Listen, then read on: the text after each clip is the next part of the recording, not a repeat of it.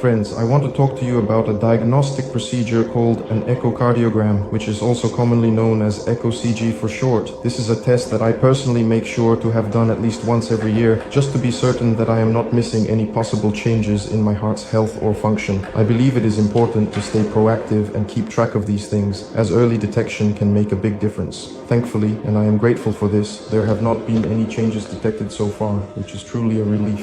I hope there won't be any. Now let's see what they'll show us on the screen, what kind of movie we'll get.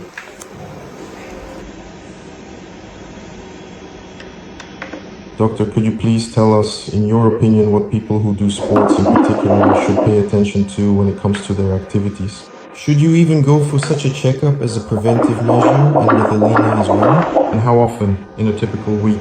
If there haven't been any problems, then no more than once a year. And to see if there is hypertrophy or if the heart is experiencing overload.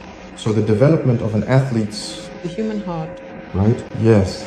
Which parameters should we pay the most attention to, so to speak, to monitor and check so we can better understand in this particular situation? The cardiologist should evaluate this further. In general, yes. I do give my own conclusion, of course. Alexander does have hypertrophy. A slight one, just a very minor difference. But it is undoubtedly there.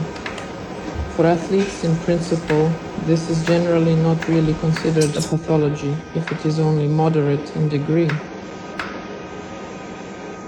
Everything happens in a compensatory way. In other words, it always occurs as a kind of balancing act, where one thing makes up for another. Is it classified by degree or by thickness? By thickness, yes, that's correct. So, at what wall thickness of the ventricle should one typically or generally start to worry? Let's say, for example, up to 12. 12 is considered normal. Up to 12, you have 12 thickness. But when, for instance, the thickness of the interventricular septum is more than 14 and so on, that's already not good. For athletes, the heartbeat should be